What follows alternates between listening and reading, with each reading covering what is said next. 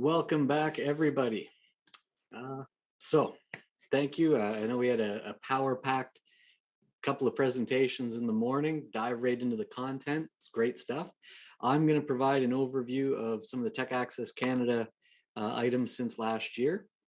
So bear with me. Okay, got the screen shared. Let's jump into it. So again, welcome. Great couple of sessions. We're starting off strong. Thank you all for joining us. We sincerely appreciate this. We know how busy things are. This is the 13th Best Practices Workshop since the launch of the TACAT network in 2015. We're the first 12 events, almost 800 registered attendees. We're anxiously awaiting, we have over 100 today, and we're anxiously looking forward to crowning our 1,000th attendee next year, hopefully in person at the next workshop. Stay tuned for that. For this update, I'm going to hammer through an update of what the team has been up to at Tech Access Canada over the last year. We know how busy it's been all summer for you and the community and the fall, and how ridiculous winter is already looking. So we appreciate you giving us your time for these sessions. So this is your dedicated Tech Access Canada team. We handle the day-to-day operations. Sonia keeps the finances on lockdown and is invaluable. I know your finance people don't hold us in the highest esteem, as we're sometimes late with the interactive visits reimbursements, but I sincerely appreciate the role they play and that Sonia plays, keeping us on track, and we're getting better every single day. Michelle's on leave with her young family, but we'll have her back soon. And most of you met Binta virtually in our one-on-one meetings, but allow me to properly introduce you to her. She's the team lead on events and programs. She joined us in July and was thrown into the deep end immediately because that's just how it works here. I feel bad for Binta. I mean, imagine a highly recruited prospect joining the mid-90s Chicago Bulls to play with Michael Jordan, and he's out and you get trained by the ball boy. Imagine joining the mid-80s Edmonton Oilers to play with Wayne Gretzky, but he's out and you get onboarded by the equipment manager. That's my way of saying Binta's been onboarded by me instead of Michelle, which must be super disappointing. But Michelle will be back in the game in January. All will be well, and Binta can get the superstar teammate she deserves. So we're really looking forward to having a full complement back in the game fairly soon. Another new development operationally, our new world headquarters located at 350 Spark Street, Suite 909 in downtown Ottawa. We recently moved into the new global headquarters literally like a week ago. Due to the pandemic and downtown Ottawa vaporizing, we were able to secure almost twice the space we had for 30% less than we were paying by subleasing from an industry association that just signed a 10-year lease before they transitioned largely to remote work. And they had some extra space and we were able to benefit from that. So as you can see, this is the office. That's where I am right now. We have access to a nice boardroom and meeting rooms. We're right downtown and we're attached to a hotel. Many of you will have stayed at the last Best Practice Workshop in Ottawa back in 2019, the Hilton here. We're 6 minutes from Parliament Hill, 5 minutes from ISED, 4 minutes from NSERC. We have a boardroom, other amenities, even offices. If any of you are coming to town for meetings here in Ottawa and need a place to work, take calls, host meetings, whatever, we'd be happy to welcome you here. Just let us know, we'll stay out of your hair. So we're your TAC team, but we're all part of Team TAC. 60 strong from coast to coast to coast. That's a great look, a great mix of capability and capacity, all operating a common TAC model. That's beautiful, but doesn't overly display well on a slide like this. It's almost overpowering. And it's sad that that's a problem, but that's here we are. So let's just do a quick regional drive-by to help set context. Here's our friends in the Pacific, 3 technology access centers looking very strong. Here we are in the prairies in the north. Again, 13 TACs coming in very strong, great stuff going on from north to south, east to west. Moving a bit further east to Ontario, 14 TACs. Great stuff, well distributed across the province, very important. And then our traditionally incredibly strong presence in La Belle Province, the 27 TACs all doing incredible stuff. And then our friends in the Atlantic, 3 TACs holding it down for the Atlantic provinces. These kind of maps are really effective when we're doing regional webinars and meetings with the regional development agencies like ACOA, FedDev, SEDQ.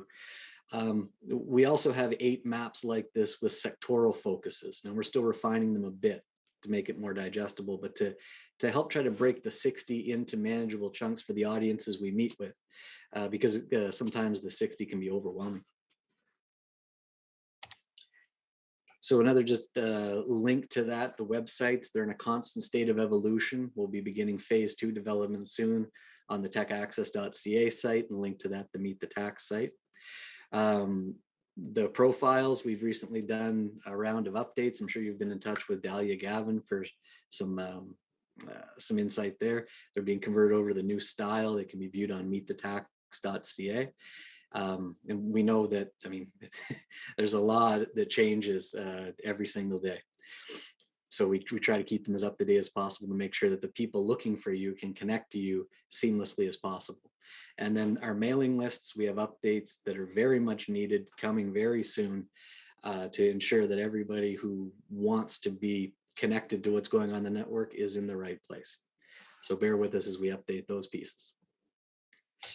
Also want to give you an update on our flagship program, the Interactive Visits program. So as you know, the federal budget in April of 2021 was very good to us, provided us with some funding for this year and next year for the program, as well as being able to expand it to members of underrepresented groups.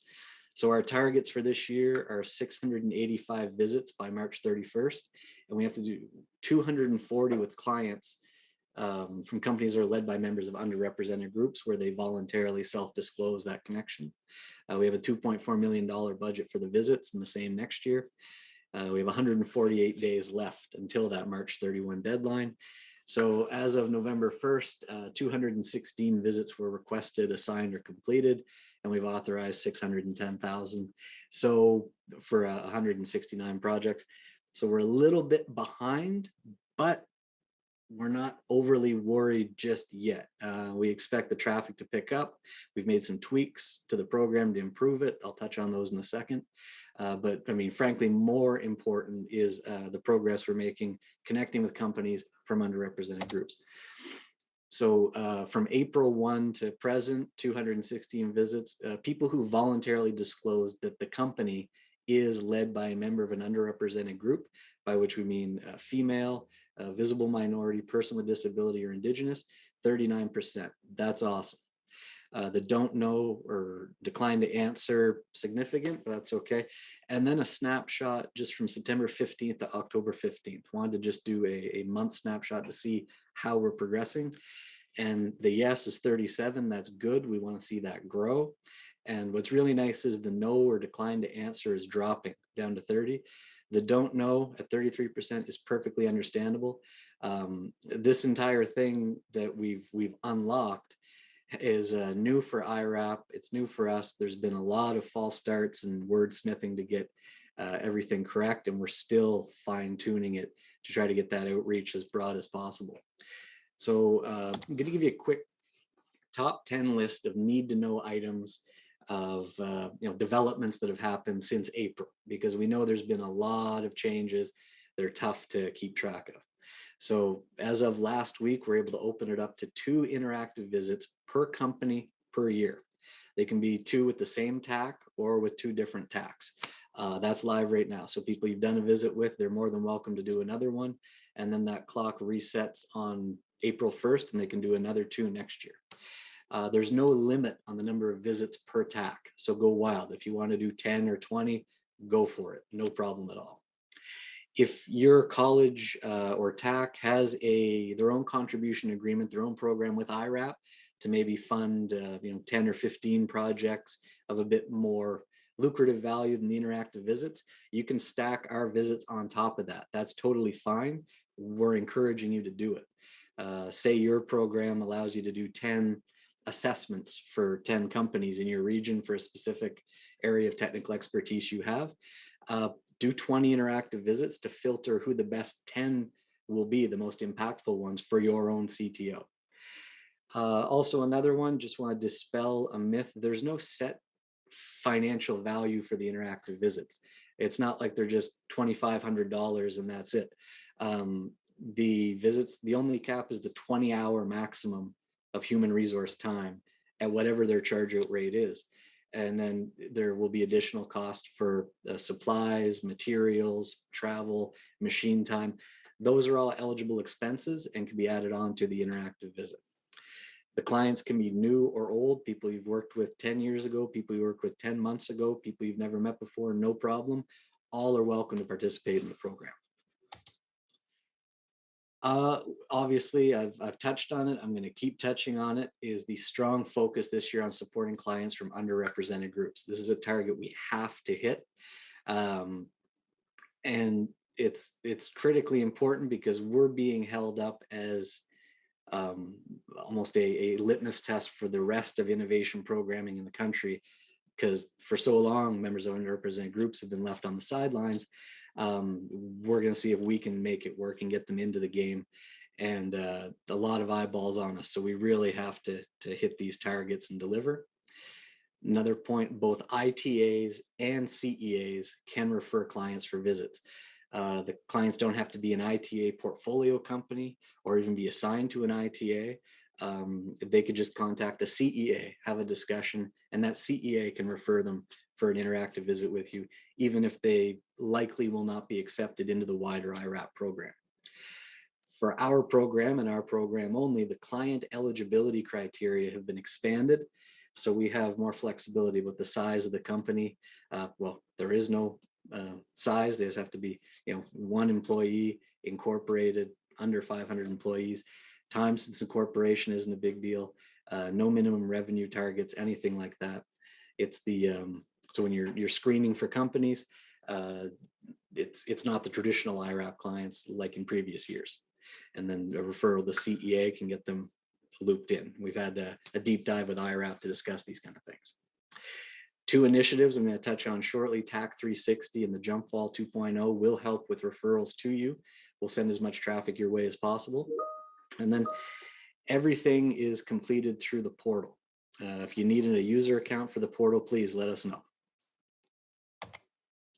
Top 5 coming soons, program guidebook. Yeah, I know. I've said this for a while, but as you can imagine, there's been a ridiculous amount of changes since April, and it seems like we finally ironed out all the wrinkles for this year. So that draft will be coming out soon, and that you can share with new team members or people who were unfamiliar with the program. It'll include all the important aspects to consider. We're improving the portal, a lot of new tweaks that we're making to respond to feedback from all of you. And then we're adding search functionality so that if you're trying to remember the name of a company you work with about nanotechnology, you can just plug that in and it'll search all of your previous projects to find companies that fit that mold and or whatever search criteria you want to use. We're also going to implement a project closeout form, just almost like a checklist of the important items before you close the project, and then we package it all up and claim it for reimbursement. We also want to start tracking in-kind contributions of either the company or yourselves to an interactive visit, where we know it's 20 hours, we know the value, but and that's that's tunnel vision that we have, and that's okay. But we want to track the in-kind contributions that are happening to these visits, just to try to quantify it a bit and show that it's above and beyond that. The companies are putting in their sweat equity, their supplies, their samples, whatever. You're going above and beyond as well. And then IRAP has very kindly offered to sit down with us virtually every couple of months and have a check-in town hall session where we can update them on how the program's going. They'll answer any questions we'll have, and we can really get a good, deep, connected dialogue going. So that'll be coming. I think we'll do the first one in December and then just schedule them bi-monthly or even more frequently if there's interest. They're very keen to do this with us. For those of you who may have no idea what I'm talking about, the portal or emails or the interactive visits or the program, please, because I feel silly saying it. It's like the virtual equivalent of asking a crowd, if you can't hear me, say something. Right? So this is the same thing. If you're not getting emails when the requests are inbound for you, you're missing out on the fun and the money. So please add this IP address to your safe senders list, your whitelist, whatever your IT people call it, because we've got a dedicated IP for the emails that come out of the portal. And this, we hope, will mitigate some of the issues we're having with emails ending up in spam folders or quarantine before getting to you with the important stuff. So again, our outreach strategy for underrepresented groups this year, we're going to take a strong position ourselves, and then we would love for all of you to help us in any way, shape, or form you can. We're going to start national with associations, councils, networks, forums, made up of groups that their clientele, their members, are innovators and entrepreneurs from underrepresented groups. We're also connecting with federal and provincial government agencies and departments where they have program targeted at enabling these groups as well. We just want to raise awareness, let them know the program exists. We're here to help, and here's how they can participate. So targeted outreach, here are just some of the groups we've identified initially. Employment, Social Development Canada, Accessibility Standards, Canadian Abilities, the Afro-Caribbean Business Network, the Black Business and Professional Association, Canadian Black Chamber of Commerce, the Canada-India Business Council, Alumni from Futurepreneurs Black Entrepreneur Startup Program. BDC has a Women in Technology Venture Fund. Women in Gender Equality Canada have women's programming. The Women's Enterprise Organizations of Canada, the Women's Business Enterprise Canada Council, and then Indigenous Services Canada, the Canadian Council of Aboriginal Businesses, and the Canadian Center for Aboriginal Entrepreneurship. Those are the groups on our radar right now, and the outreach will be commencing almost immediately. The reasons we've held back, we're waiting for certainty on the final rules of the program, basically, but also wanting to ensure we have the collateral material and tools that if our presentations do spark interest with these groups, they can find and connect with the TAC best able to assist them with their innovation challenge. So that'll be the background or PDF we have on the program, a little 2-pager, explains the program and the process, tries to be user friendly, and then the launch of Jump Ball, which we'll get to very shortly. So, I mean, literally part 2 of Tech Access Canada's 2-part mandate is raising awareness to external audiences and trying to drive clients and deal flow your way. The more info we have from you, the better, including if we're going too hard and driving too much traffic. If you have a wait list a mile long, the last thing you need is us showing up with a bus full of potential clients. But we need to know that, and it's all good. So we're launching a few additional initiatives to, again, really connect innovators and entrepreneurs with issues with your centers who are there to solve them. So let's start off really easy. We created these 2 email addresses, FYI@techaccess.ca, PVI@techaccess.ca. This is like super easy. Our org chart, as you've seen, is incredibly complex and hierarchical, and the roles and responsibilities are very opaque and confusing. So we tried to fix that with this email address. So these 2 email addresses are live and they're active right now. Every inbound email goes to the whole team: Sonia, Binta, Michelle, myself, anyone else we bring on in the future. So inbound, we all get it. We'll triage it internally, and one of us will get back to you, whoever is best placed to action it. So please use it for anything. No formalities needed. Just shoot us a couple line email, give us a heads up, ask us to amplify a tweet, update direct deposit information, get a copy of a document you saw, literally anything. Just please fire it over. It's also super important if personnel change at your centers. If someone leaves, just shoot us a 1-liner. Please delete this person, add this person, no problem, very easy. Okay, a bit more involved. TAC 360. This will be a big one for us. I mean, that is Tech Access Canada and the network. So you saw the regional maps earlier. We did regional presentations for the IRAP, ITAs, and CEAs over the past couple of months. Now, amazingly, we started in the Atlantic and then moved to the Pacific. There were 3 TACs per presentation, and we gave each of them 6 minutes each to present themselves, and then we jumped into a question and answer with IRAP. I mean, so there's plenty of time, even if people strayed a little bit off script, no problem. But you get to showcase your center and some projects you've worked on. So just to further, control things and save time, we elected to create a master slide deck that the members could speak to. that I could control remotely rather than lose time switching between presenters, screen sharing, all that fun stuff in case it goes sideways, because that eats up the precious minutes. Now you'll remember the Prairie map, Prairie in the north with 13 tacks. So we again had 60 minutes for the webinar, and we elected to try for 2 to 3 minutes for each tack to present themselves, tight like an assembly line. It didn't quite work, as 3 minutes is frankly an offensively short amount of time to showcase your center, your expertise, and examples of what you've done to 60 ITAs that represent roughly 2,000 potential clients. We realize that when we offer a 60-minute webinar, we need to control whatever we can to maximize the Q&A, the interactive time with the audience. And TAC 360 was born as an idea. There's literally no way to showcase all the Ontario or Quebec tax properly, equitably in a 60-minute webinar.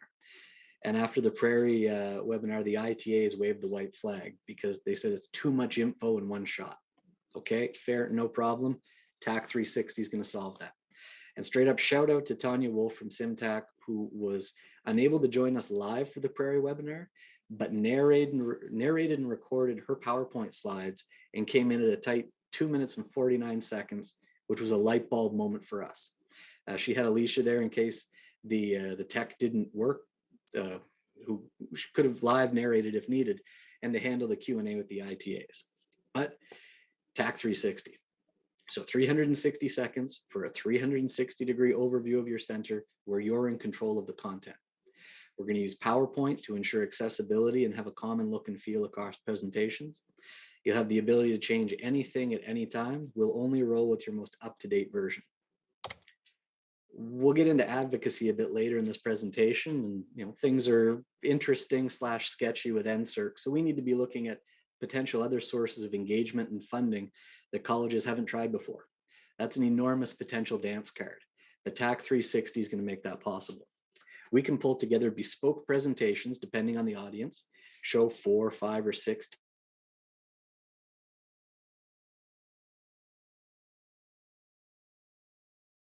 TAC or questions from the audience. We have much larger plans for this initiative. So first, we can do the same thing, 6-minute topic-specific deep dives as needed. But also the next step, where we build the platform to hold you up to decision makers as the undisputed content matter experts for your industrial sector. You can give a presentation about what you're seeing on the ground, what's coming next, what you're hearing from companies, etc., to audiences that would have never looked in the direction of tax or colleges in the past. So here it is, TAC 360. You can use whatever slides you want, and as many as you want. We have this as the intro slide, which will give a common look and feel for the series if we do standalone little videos. And it lets us potentially commercialize it by selling sponsor rights if that day ever comes. We have a cover slide after that intro slide where we'll introduce the speaker, thank the sponsor, boom. The next slide goes right into the narrated presentation. And then to close it out, we have an outro slide where we thank the sponsor, etc., and encourage people to visit tac360.ca to learn about all the tax.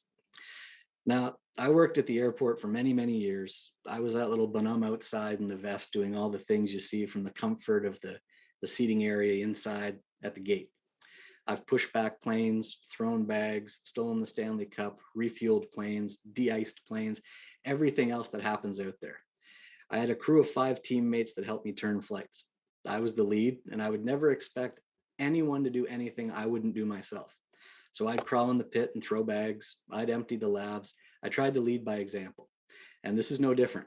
So we created a 61st TAC, and we did a draft TAC 360 based on feedback we received from IRAP about the overview presentations they saw from the members initially. So if you indulge me, I'd like to share my 360 seconds.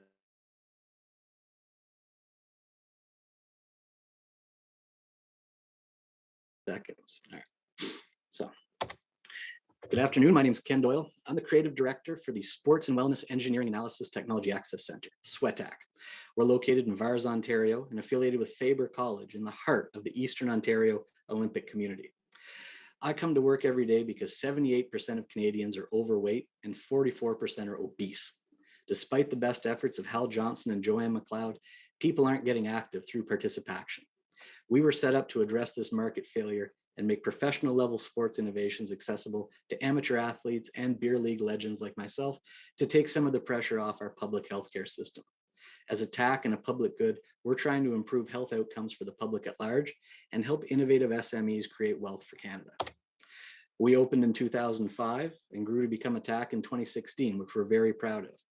As you can see, we have a multidisciplinary team of experts with significant experience in sports engineering, wellness, as well as business and product development. We're a one-stop shop for anyone with a sports innovation challenge. Our team has roughly 26,000 hours of technical and business innovation service available each year. If we don't have the right team member for your project, we'll draft them. Our inventory has over 2,200 physical and technological assets. Some are pre-commercial prototypes, some are state-of-the-art and the only of their kind in the world. What makes us truly unique is that we have all of the leading edge sports innovation equipment and data analysis technology from all of the different providers, so we can test multiple different technological applications in one space. We're not beholden to any one company or service provider, so we're completely objective. Anyone can buy this cutting edge equipment online. The other thing that sets us apart is we have the smart people that know how to use it and how to maximize its utility for your needs. We have our core areas of innovation expertise that we've built over the years with a core team of experts and specialized equipment. We're the sports innovation destination in Canada.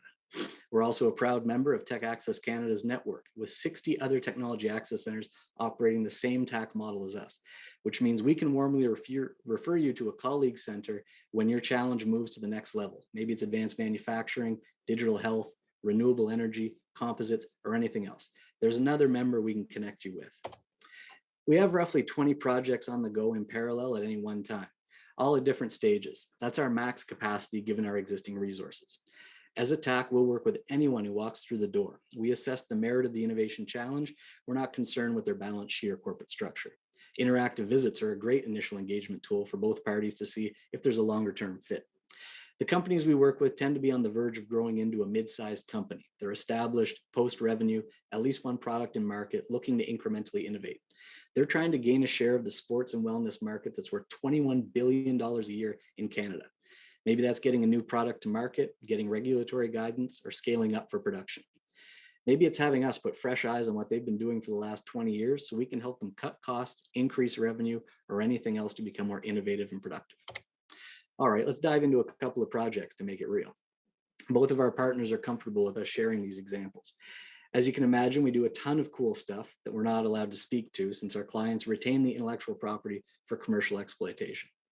So first up, helping a company owned by newcomers to Canada by way of Korea, it started as an interactive visit to see if there was scope to turn dumb hockey sticks into smart sticks. We're proud of the triple bottom line for this project. The sticks last 3 times as long as normal sticks and are made of 50% recycled materials. Usage of sticks is up 30% compared to analog sticks, getting people on the ice more often for longer periods, which is good for their health. This project wasn't cheap, but the company's revenue is up 120% and they've grown 50% in the last 8 months. With global supply chain issues, they hit a bottleneck and worked with a local manufacturer to retool their facility and produce the product locally in a timely fashion. They're also able to customize sticks for customers as a value-add revenue generator. The intellectual property left with the company, but they also took on 2 students as interns as soon as they graduated. They're now leading further research and development in the company. Another one that everyone holds near and dear to their hearts, the health of house hippos, which should concern every Canadian. Again, a significant project starting at TRL 4, ending at TRL 8, but with a triple bottom line and a good news story. Validating the tracker increased the company's revenues, which was their goal, but this also lowers the demand for the wrong kind of hippo food. We're conserving food and water. For one house hippo, sure, but across 470,000 hippos in Canada, the savings add up. The data informs smart feeders and watering bowls to maximize feed efficiency and reduce waste and spoilage. We even have celebrity fitness coaches wanting to get involved to help develop regimes for the hippos. An added benefit is we're also reducing greenhouse gas emissions from the other end of the hippos. We validated the technology, but also connected the company to a larger trade association so they could explore fitness tracker applications for other animals. They have the IP, it's their purview what they do with it next. We have many more examples on our website, from synchronized swimming to horseshoes, snowshoeing to cricket. So, who's ready to get sweaty? Here's our website and socials. This is a team email, so you send an initial inquiry, we all receive it. One of us will get back to you promptly. No worries about absences or vacations. Come pay us a visit. Parking is plentiful and free. My details are on the bottom right. Happy to welcome you and tour you around anytime. Please reach out. So 5 minutes, 39 seconds. And we also have the same presentation in French, which we will do re-record, share with you just to give you a bit of a template of what we're hoping to see. Let's run through that quickly.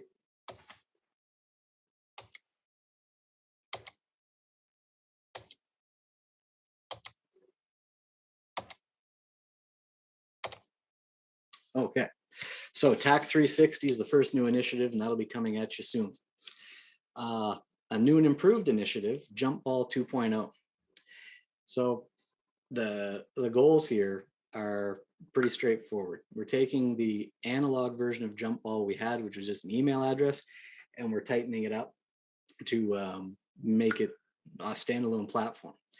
The goals are equity, trust, transparency, collegiality, collaboration. We want all the members to have an equal shot at any referrals or requests we get from the private sector. We want you to trust us that we're sharing all the referrals we get, not trying to cherry pick members to drive traffic to. This platform will be entirely transparent. Everybody able to see who answered in the affirmative and where the project's going since, because we want to foster a spirit of collegiality between our members where a lot of the problems are going to be bigger than any one TAC.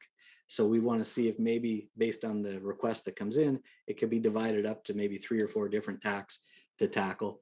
And then really that's foster that spirit of collaboration between the members where as people respond to the questions in the affirmative or the negative, you'll develop a better understanding of your fellow TACs capabilities and capacities based on real, literal challenges that we receive.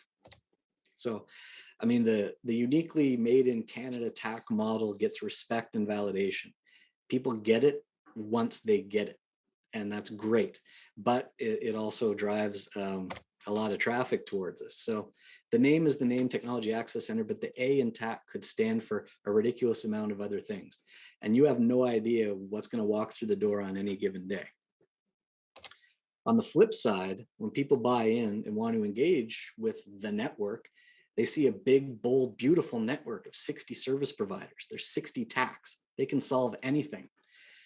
It's great, but the people don't care about the largesse of the network. They have a specific issue that needs sorting immediately.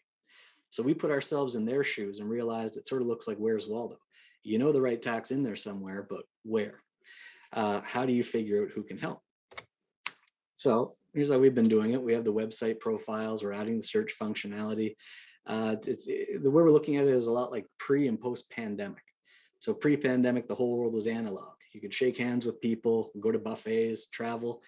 Then COVID changed everything and it went digital. Zoom meetings, click and collect at the grocery store, Amazon packages, a full-scale shift to digital. So we're going to double down and try that ourselves because what we had worked, but we have the meetthetax.ca website. You can filter different ways for industrial sector. It works fine. It's constantly being updated. We have the profiles. We switched over to a new format. We're trying to make that user-friendly as well for people who are hunting for specific expertise or pieces of equipment. On the interactivevisits.ca website, we have the ability to search the tax specializations and expertise and equipment and facilities. And that's sort of a dry run from we roll it out to the larger websites. We'll improve it, but we still need some stars to align for that to all work. So this is the Jump Ball initiative as it stands right now. It's an analog tool. We launched it in PEI in 2018 at the Best Practices Workshop that Canada's Smartest Kitchen so kindly hosted. It's an email address. We do an internal triage, clean it up, and then send it out to the members. It's worked way better than we thought it would, and only gets more labor intensive as the awareness and demand grows. We get ITA, CEAs, the Innovation Canada portal, CPO people, all firing us requests that we try to get out in a timely manner, but we're only human. So any economists in the audience, if we can't increase our expenditure on labor, what do? Exactly. We allocate those resources to capital. So new and improved jumpball.ca, tacjumpball.ca, catcoupdepouce.ca. It's based on the interactive visit portal infrastructure. standalone domain, bilingual, hits all the other items we mentioned earlier. There's 4 doors, depending on who the asker is, whether a company ITA, same sort of questions, the company info, the point of contact, what's the challenge, what are your deadlines.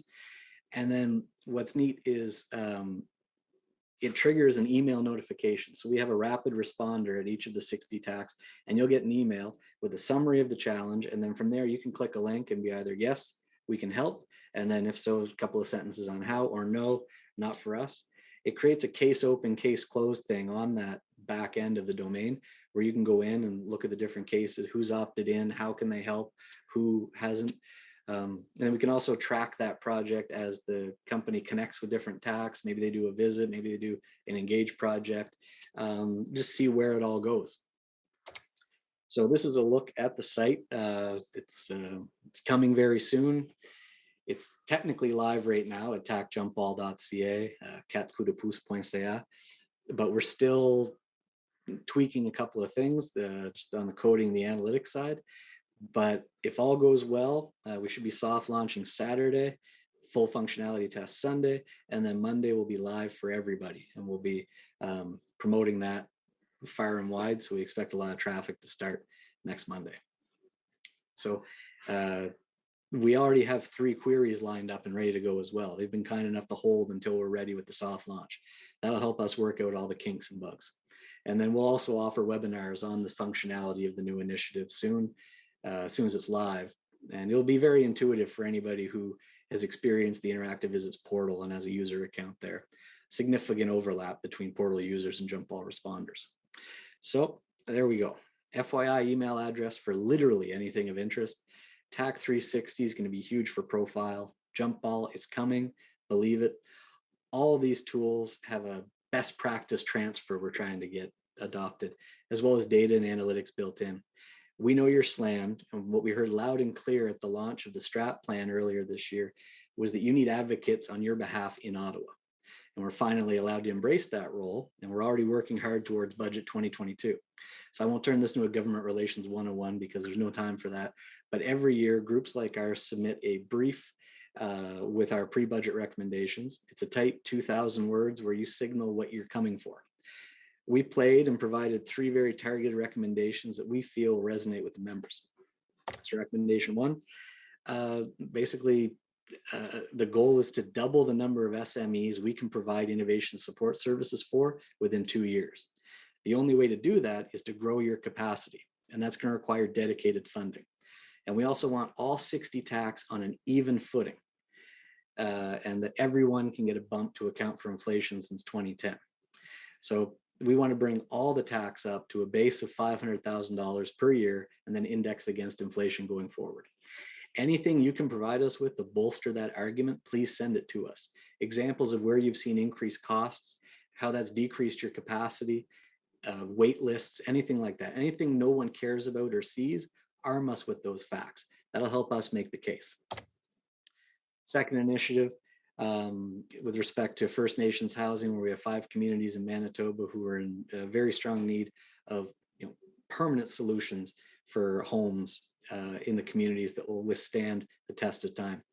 So if we have a core team of TACs assembled already, willing to lend their expertise to this initiative, if you'd like to join the core team, please let us know.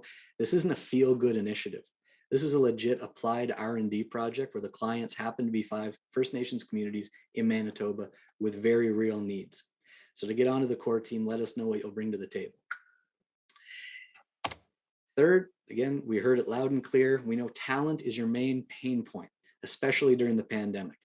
We've been finally told that MyTax won't change their terms and conditions to accommodate tax as employers, or any other programs not going to bend to accommodate us in being the employer of record for the interns that you could deploy on multiple projects. So you can contort yourselves to fit these programs. We don't want that. We want a beautiful TAC-friendly talent program that becomes a TAC talent pipeline. Don't worry about the name. Look at the concept and let us know what works and what doesn't for hiring from your side. Basically, the gist is we'll take a prospective innovator from one part of the country, deploy them to a TAC in another part of the country to intern for 6 months or a year, After that, they boomerang back to their part of the country where we facilitated an internship at a smaller, medium-sized enterprise where they can be that vessel of technology transfer to help that SME become more innovative and productive. So it's a unique model, cute name, is getting some attention. So we're cautiously optimistic as we move forward. So think back to the slides about our new world headquarters. We're in the game now. We're going to move the tax ahead, and we are loud and clear that's what you want us to do. So if you're coming to Ottawa and have set up your own meetings, we'll welcome you to our offices. You do your thing. We'll stay out of your way if you'd like. No worries. If you'd like us to ride shotgun with you to any meetings to add extra perspective, happy to do so. If you'd like us to set up meetings on your behalf, as you'll be in Ottawa in the near future, happy to do so. Just give us a heads up. We're going to want to attend those meetings because it's linked to our lobby registry entries, but happy to do so. I mean, linked to that is the evolution of the best practice workshop, where thank you again, everybody, and the events committee and Bespoke and JR Language Translation for helping us shape and formulate the content for today and tomorrow. We've really gone back to basics and want to showcase best practices for members who seem to have unlocked issues that are frustrating other members. We also know a number of the topics are just the first conversation in a long series of discussions: EDI, managing attack, balancing industry partners. These are all important topics we need to get a handle on so that we can move on to new and exciting challenges. And whether we like it or not, the next 6 months is going to be bumpy for our sector. Lots of change with policies, programs, mandates. Some of it's within our control, some of it's far outside of our control. Some of it we can influence, some of it we'll only find out the impact after it's too late. If you want to vent, please save it for tomorrow afternoon. We have a lot of critically important topics to unpack in tomorrow's members only session in the afternoon. So it's not a question of if we can do it, we have to do it. We're carrying the rest of the sector on our backs. College applied research could be deleted from federal lexicon with one stroke of a pen, dismissed as a cute experiment. If no one else is willing to fight, you can guarantee our team at Tech Access Canada is going to drop the gloves. The amazing part about unlocking success for this whole sector is that all you have to do is keep doing what you're doing. Obviously, our priority is making you all whole before we grow the network to 100 tax over 5 years. But never forget, you're not alone. We have your back. 59 other centers have your back. Let us know how we can help. When you're proud of something or see something cool happening that we can share far and wide, please let us know. The Achilles heel of our sector is we're too modest by half. We don't celebrate our success or the success of our clients or the success of the students who worked on projects and get hired by our clients. That'll be a key topic for the next meeting in 2022, hopefully in person. So with that, thank you very much. Let's have a great workshop. Damn, I came pretty close to respecting the time window. So with that, let me just check. B, any questions or anything? Thank you. Fantastic. Okay. This is awesome. Thank you. Awesome. Well, thank you. So yeah, thank you, everybody. Happy to discuss anything that I touched on in those 64 slides tomorrow, or yeah, I mean, if this is the old days after the event. So with that, I would like to humbly turn the floor over to our invited guest, Dr. Robert Luke. Some of you may know Dr. Luke. I believe he, before his leadership role at eCampus Ontario, I believe he was in the university sector for a bit. And yeah, I think that's about it. That's all I know as far as bios. So Dr. Luke, please, the floor is yours. Thanks very much, Ken. It's great to be here. Just a signal check. Can everybody hear me okay? Coming through fine. Outstanding. I'm going to spin up a slide deck and hopefully that will work. So I'm kind of flying blind at this point because all I see is my slides. So I'll just check in with Julie to make sure that it's good. Doesn't look like you're sharing the screen. Oh, no, you're right. I'm not. That was, yeah, that's my bad.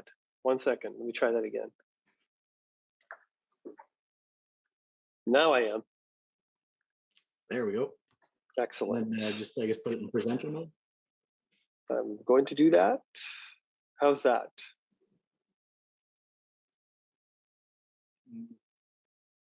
It just did. Okay. Cool. Well, listen, Ken, thank you. I was checked in here at 12 to hear your update, and I have to tell you, what an amazing, what an amazing update. Those of you who don't know me, I've been part of the Tech Access Canada orbit for quite some time. In fact, I looked this up in 2015.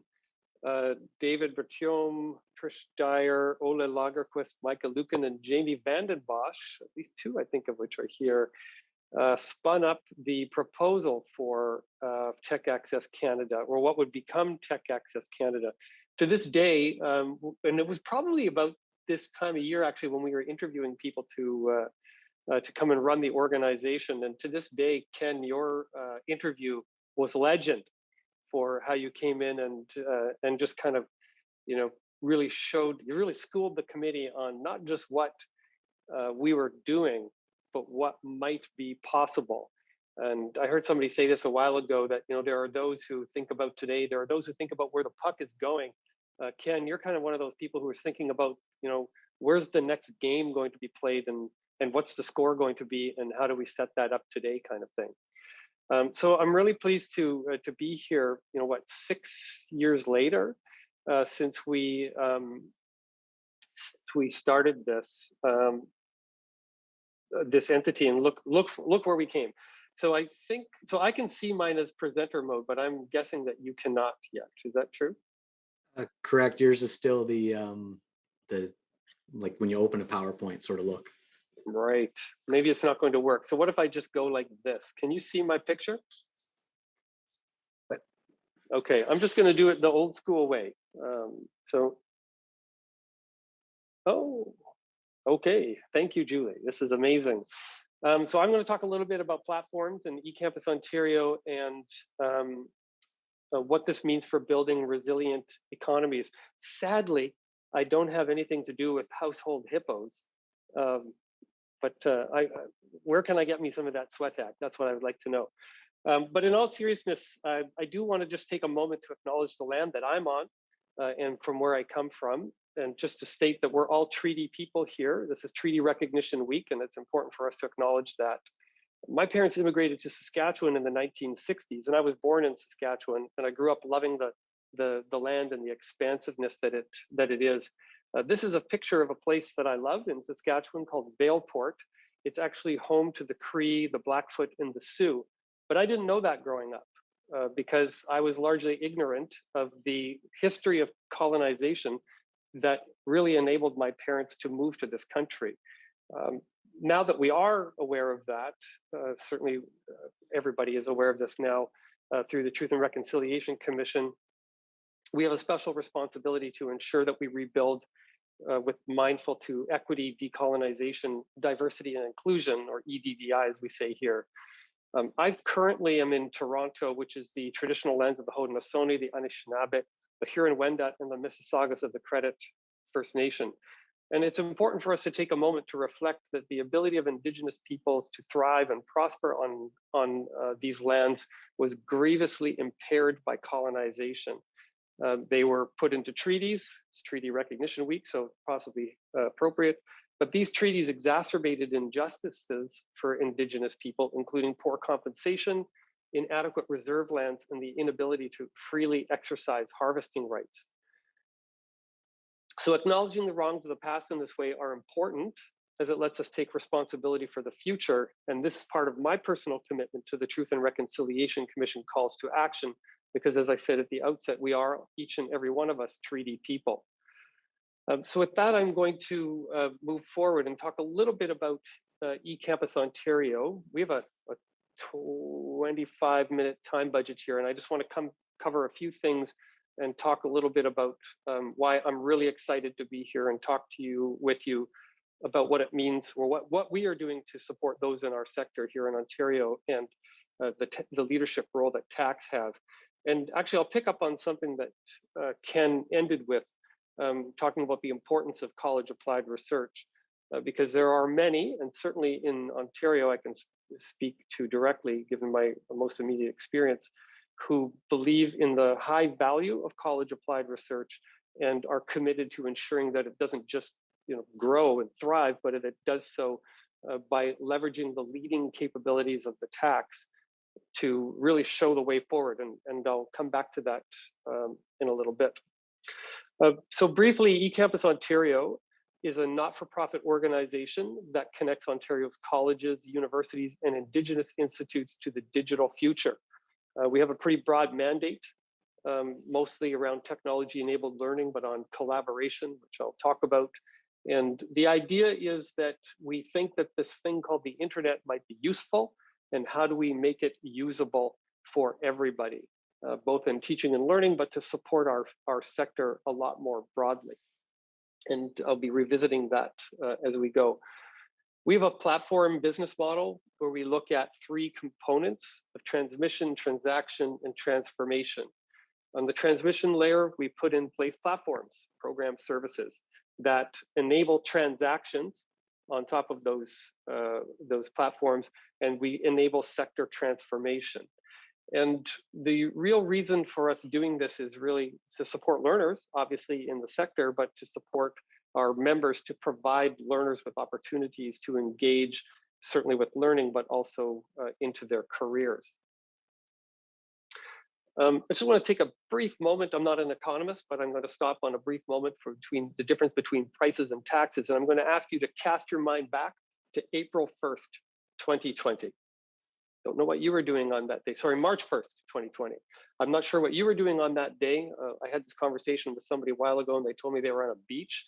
I know I wasn't on a beach on March 1st, 2020. But on that day, healthcare in Ontario took 41% of program spending. So 41% of all available public money went to healthcare. Now cast your mind forward from March 1st to April 1st, 2020, and we found out that that 41% was not enough. And that means that, so healthcare is one of the social goods that we provide to our society through our taxes. We do that with education, we do that with roads, we do that with other things that we value. And now we know that the amount of money that we have in taxes is not enough to float healthcare. So where does that leave our sector, colleges, universities, and Indigenous institutes? Well, it leaves us on the prices side of the equation. And we don't have the opportunity to just raise tuition, which is how we would look on raising prices. So we do two things with our platform business model. We lower prices through shared systems and services, or we stand up new forms of revenue in order for our members to benefit. And I want you to keep that in mind because that's what we're going to be, that's the goal of what we've got here in terms of why we're doing platforms for collaboration. The rest of this stuff is about Canada's innovation economy and how can we move up the value chain and the intangibles economy to be producers and not just consumers, or as it says here, price setters and not just price takers. Raw resources are important, but of course, with climate change being what it is, we need to reduce our reliance on deforestation and simple extraction and look towards more value-added commodities, if you will, so that we don't just take whatever price we get on the open market, but we have the ability to set a price and in so doing, create more jobs and wealth in the economy. I like to think of the three-legged stool of productivity being R&D in businesses, research and development, education and training, and access to new equipment. Canada as a country underinvests in all three of those things quite significantly, as according to the OECD averages, but about 50% of the rate of our neighbors to the south. And you are all in organizations that have a direct ability to affect companies' ability to conduct research and development, but also to access education and training and get exposed to new technology and equipment. So that's an important value add that we offer as a sector, and that you offer probably better than most because you have the whole trifecta there into what that means for industrial productivity more broadly. So I'm not going to, the next couple of slides are not going to tell you anything that you don't already know, but I'm just going to keep on this theme of what it means for R&D and the economics of R&D in our country.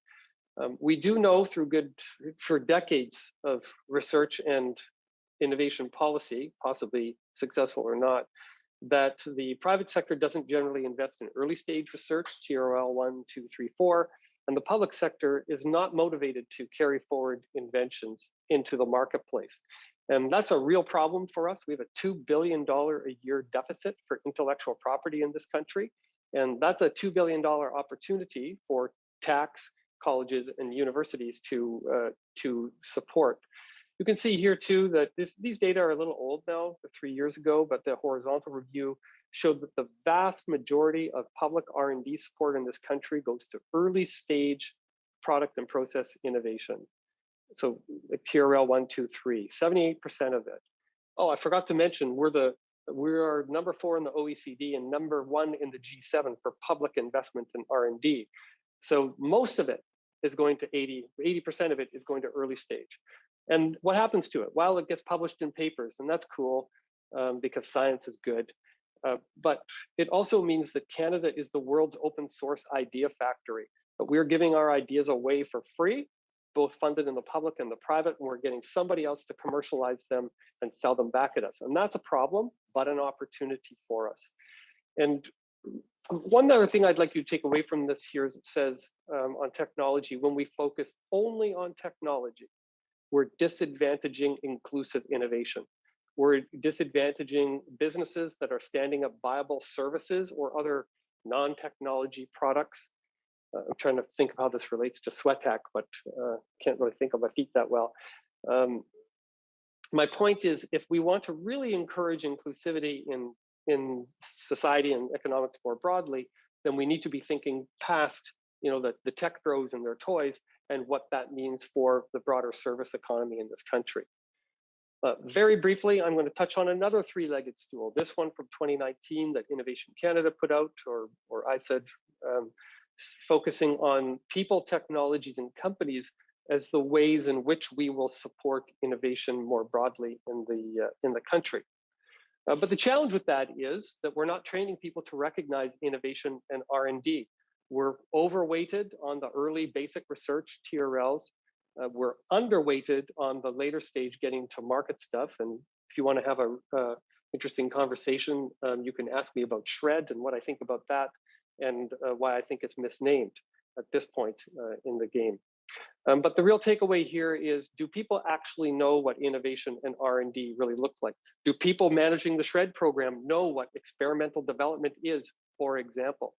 Because I'll tell you, in the terms and conditions for SHRED, it references something called the Frascati Manual, which actually has a definition for experimental development. And if you historically look at what SHRED has funded, you will find probably not a lot of experimental development, but an awful lot of scientific research. And that's a problem because they're overweighting on the early stage and underweighting on the later stage of R&D activities. Technologies, so getting technologies to market is more than just invention. It's great if we come up with a new thing and we want to change our name to Meta. But the reality is it's later stage TRLs, which are the purview of applied research and experimental development, which is what you do as tax and do well. Those are key to enabling growth across the spectrum of innovation activities. And so we need to ensure that when we're standing up good policies and structures and platforms for supporting innovation, that we're not just pushing money back into basic research. That's cool, but we've got a lot of money there. What we are looking at is getting from TRL 5 out to 9. Those are the big challenges that we have as a country and the things that we need to be working on in order to really support more inclusive innovation. Lastly, companies, but not enough firms do R&D. There's 1 million firms, and you will know this in Canada, 99% are SME, but only 2% conduct R&D and file SHRED. And some of those companies are large. BlackBerry, what's it called? Yeah, BlackBerry RIM, or Nortel. Nortel, for instance, got hundreds of millions of dollars from public subsidies for SHRED. And I don't know about you, but I didn't get my royalty check when Nortel was auctioned off to the lowest or the highest bidder back a few years ago. So the country is investing a lot of money here in some select companies, but where's the other 98% of firms? Why are they not being encouraged to invest in R&D? What are they doing today? Do the people that work there actually know that some of the activities that they do are constitutive of R&D and in fact are eligible for work with organizations like yours, for example, as well as others in the sector? So just reinforcing something here that you will know a lot about, which is the innovation value of just, repeating the point about private and public sector investments. The real gap, as we can see it, is really between TRL 3 and 6. And here I've cut this up with higher education, business, and government, because that's the way that something called GERD is calculated, some sample outputs and outcomes. But what we can take from this is the gap that exists between the idea on the one hand and the invoice or impact way on the other hand. And what are we doing specifically to address that gap? Now, I know from good experience that TACs are really active in this, in helping accelerate the move across the spectrum of research activities. And that's one of the reasons why I think your opportunity is significant for leadership. This is what we think an integrated approach to innovation looks like. This has high permeability and porosity between the publics and the private sector, so public plural sector and private, so both universities and colleges. We support all colleges, universities, and Indigenous institutes, so we try to think about where can each play to their strengths. And that leads us to our platform strategy. So again, we've got the access and transaction and transformation, transmission, transaction, and transformation. But we also have 3 things that we're trying to do with our platforms.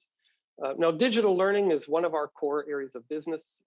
That's less relevant to today, but very relevant today is how we are helping to enhance IP literacy or innovation literacy for all Ontario learners. We're focused on Ontario, while increasing industry-sponsored research and development and commercialization of university research. It could be college research as well, but really the problem identified there is that a lot of our inventions coming out of our basic research labs either sit on a shelf or get published for somebody else to commercialize for us. So within this framework, our goal is to try and support what we would call, or how we would term it, more deal flow for all of our members. And I'll come back to that momentarily. So briefly, we think, well, what would Ontario research partnerships look like if we designed a platform from the outside in, so not from what we like to see, but what our customers want to see, that supports private and public research partnerships. And the punchline here is that there's no wrong door, there's no dead end. We have mutual deal flow. It's all business facing, it's all business friendly. This means common tools, templates, and agreements. And I think the TAC 360 thing, that model that Ken was just talking about, is a great example of this, and another example of why TACs are leading in this country when it comes to providing the models of practice, or the grammars of action, for what a good innovation intermediary looks like. There's complementarity across the R&D ecosystem, and that means across the spectrum of research activities, from TRL 1 all the way to TRL 9, or if we like Spinal Tap, TRL 10 and 11, because we're turning up that amp. Differentiation and collaboration is key. We promote inter and intramural partnerships. This means colleges and universities with companies. This means colleges and universities with companies. This also means colleges and universities. When I was VP research over at George Brown College, we had a small cottage industry supporting inventions from the University of Toronto, where I had worked previously, to make prototypes and get those prototypes out to market. In fact, while there, I helped set up a class that all U of T engineering students would take at the college, because they needed to be taught how to make something. And this was really important because it brought together the people who were in engineering school and the engineering technologists and technicians to go, or to better able to enable them to work together to really go from an idea, make a prototype, and then get that idea out into the world to see some impact. So I think the key takeaway thing here is that we want to promote these partnerships that leverage the complementary capacity of all in the sector. So what are we doing about this? Well, we piloted this last year during COVID-19 with the City of Toronto. And there are 8 colleges and universities in Toronto, 4 colleges, 4 universities. 3 of those colleges actually are represented at Tech Access Canada. And here's a basic overview of what we did to source support for COVID-related projects emerging from the city of Toronto. And we did this basically like with a swivel chair, like literally a swivel chair model. We didn't have a technology to support it, but we did enact a effective partnership model where we sourced 17 projects from the city. They went through this kind of funnel, and 8 of those projects went live into, well, I think most of them are probably done by now. And we're just started the second round of this and spinning this up for businesses elsewhere in the province. The key thing that I want to just direct you to here is number 4, which is project plan templates, collaborative research agreements, and research funding. So we had all of the 8 higher education institutions agree to use the same templates, including the same IP agreement. Now, I know what you're saying, that sounds impossible, but it happened, and I probably should have retired when that happened, because I will likely never achieve anything as significant in my career other than being invited here to speak to you, I guess. So it was all worthwhile in the end. The other key thing that I would say is that we work with funders, OCE, actually they're called OCI now, NSERC, MyTax, NRC, IRAP, and Magnet, to fast track applications through the system so that we are better able to reduce friction and get these projects funded and to fruition as quickly as possible. And as you can see on the right side, if they're not fundable, those projects can be established in curricula. And the cool thing that we did the second time round, and there's folks on our team who are coming this afternoon to speak with you, Emily Tamfo, Richard Switzer, who can talk to you about this as well, that we also enabled the higher education institutions, so the colleges and universities, to propose projects to the city at the same time as the city was proposing project. So we look on this as the development of a platform that is 1 part Kickstarter, 1 part Lava Life, and 1 part Airbnb. We're sourcing projects, we're finding a match from our membership, and we have 50 post-secondary institutions that are our members. Those are all colleges and all universities in the province, plus 4 of 9 Indigenous institutes. And we then help them take those projects and spin them up into gold.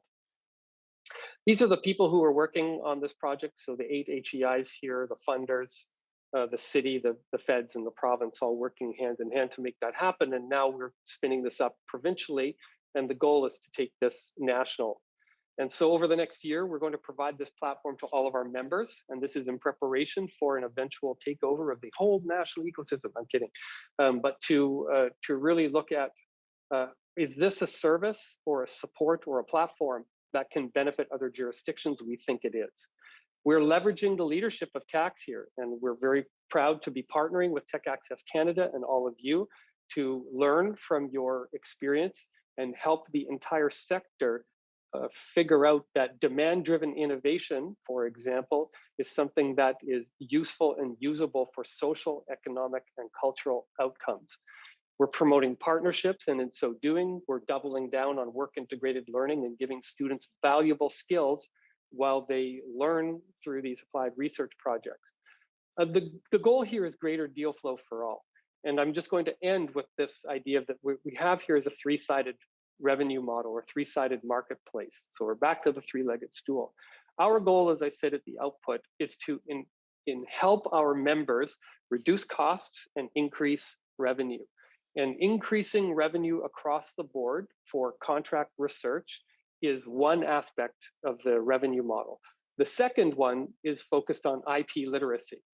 We offer the ability to send micro-credentials around innovation and IP literacy to companies, for example, that want to upskill. And those are offered by our members through continuing education. I know tax offer training. So any of our members who choose to run fee-for-service continuing education, this is another viable sales channel for them.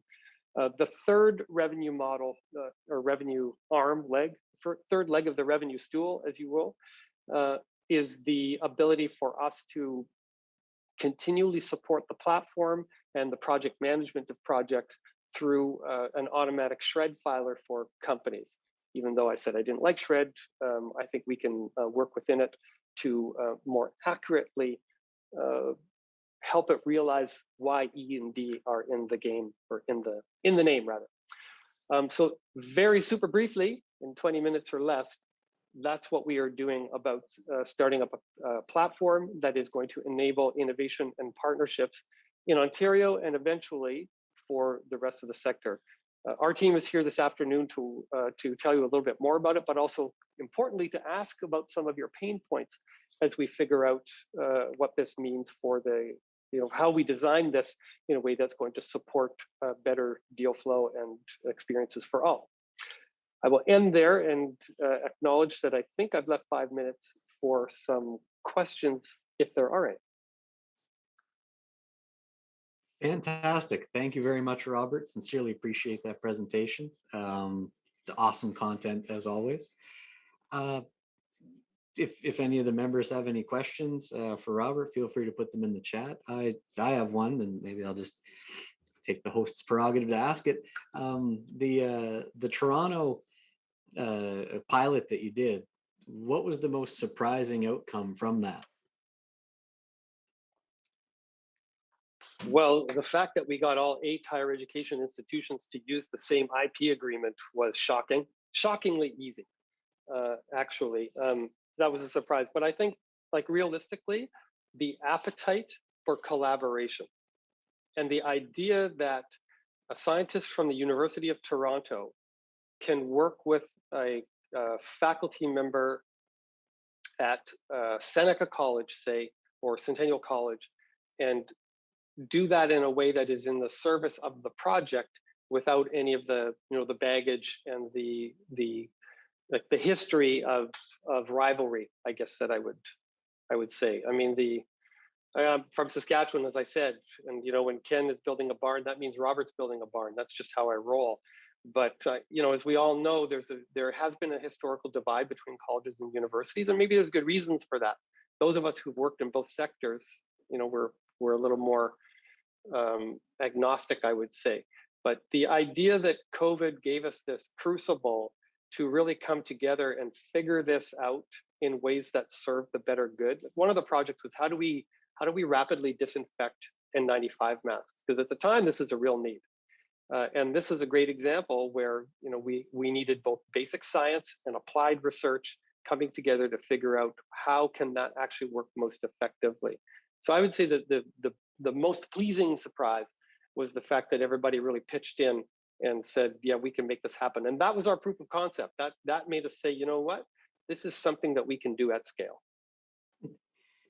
That's excellent, and we're excited to see it, go to scale as soon as humanly possible. One of the other things, and I don't know, maybe it's down the field looking like the end goal for the initiative, but if you take a look at why university tech transfer offices were established back in the 90s or whatever, and then what they were able to achieve, arguably, and then you look at them now where they've really sort of pivoted what they do and their service offerings to be more of a business supports for startups and incubation acceleration rather than that commercialization piece, bridging the valley of death, what they were set up to do.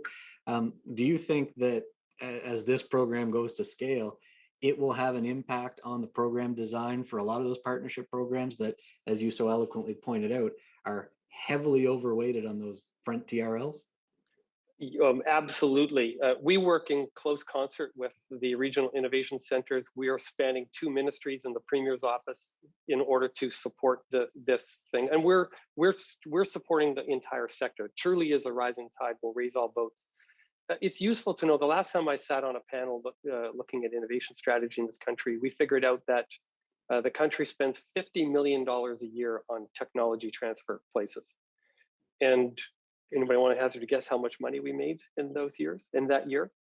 Well, the answer is $51 million. Now, $1 million is more money than I made in 2011 or whatever that year was. But a return of $1 million on a $50 million investment is probably not what we're looking for. Like, we would want to expect a little bit more, shall we say. So I think what the opportunity is, and we're not trying to boil the ocean here, but the opportunity is to lead by example, to leverage leadership capabilities like the TACs have, and say, there are good ways of doing this. And those ways are established. Yes, we need to continue to iterate them, and we need to respect boundaries. But when everybody, is focused on like what they're good at it's like you used the hockey analogy before. I heard somebody talk about this in a talk. You know, when you're, I don't have children, but apparently when they're 5 and they play soccer or hockey, everybody goes after the puck. But when you get a little bit older, you start thinking that, you know what, I'm going to play in the zone, and I'm going to let my forwards do the forwarding, and I'm going to let my defense do the defensing, and you know, the goalie do the goalieing, that kind of thing. We start playing to our strengths, and I think that is the turn that I think we have made in the last little while, is understanding that nobody's going away. College applied research is not going away. Like we lobby for it all the time, both federally and provincially, and have a receptive audience for it. Not to say that we can't keep our foot on the gas. But the idea here is that we need people to be playing to their strengths in order to hand them off. And I think about my experience as George Brown as instrumental, where we helped their engineering students get an award for a UAV, like a drone, because they needed somebody to make the drone and somebody to make the launcher, and they went to George Brown for that. Same with their solar car, lab on a chip, if you've heard that. Like there's good reasons to be linking the complementary capacity among organizations. It doesn't make one better or one greater. It means that we're all in this together, and we're all trying to solve some of these challenges together. Oh, that's awesome. Very well said. I'm mindful of time, but Lyndon had an interesting question in the chat, so I'm going to just hit you with it real quick. The platform sounds like a great tool. Naturally, people need to run it. How do you envision the lead generation and lead dissemination will be handled? Fantastic question. So eCampus Ontario is publicly funded to provide these platforms. So we'll be providing the platform. We have the shred back end to generate money off of the deal flow that goes back into the platform, you know, continuing to develop it and manage the projects as it comes. At scale, that will also provide funding for your organizations and students to, like, we could get a challenge fund out of that. But that's a little bit downstream. We work really closely with MyTax, Magnet, OCI, NRC IRAP, SOCIP, there's another funder that I'm forgetting right now, in order to add value to their deal flow. We're not trying to take the place of any one person.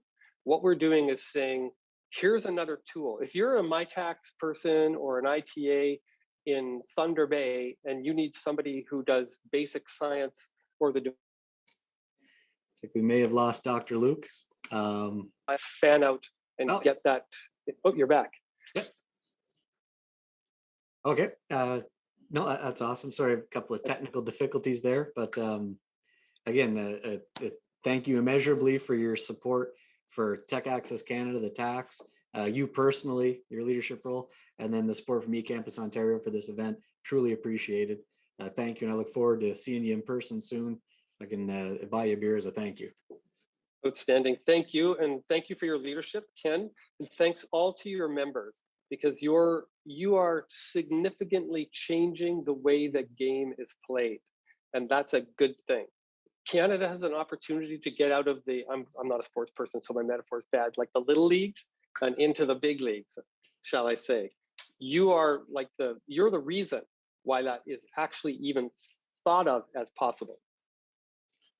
Thank you very much again, and that's awesome. So with that, we'll move to a break, 10-12 minutes, and then and Robbie, you're most welcome to participate in this one as well. We have the pet parade coming up at 1:30 over in the networking lounge, the breakout room. So feel free to bring your furry, scaled, winged friends and put them on display for the entire network, all the people who kept you company over the last couple of years from work from home meetings. So we'll meet everybody over there at 1:30 Eastern time. Thanks again. Thank you.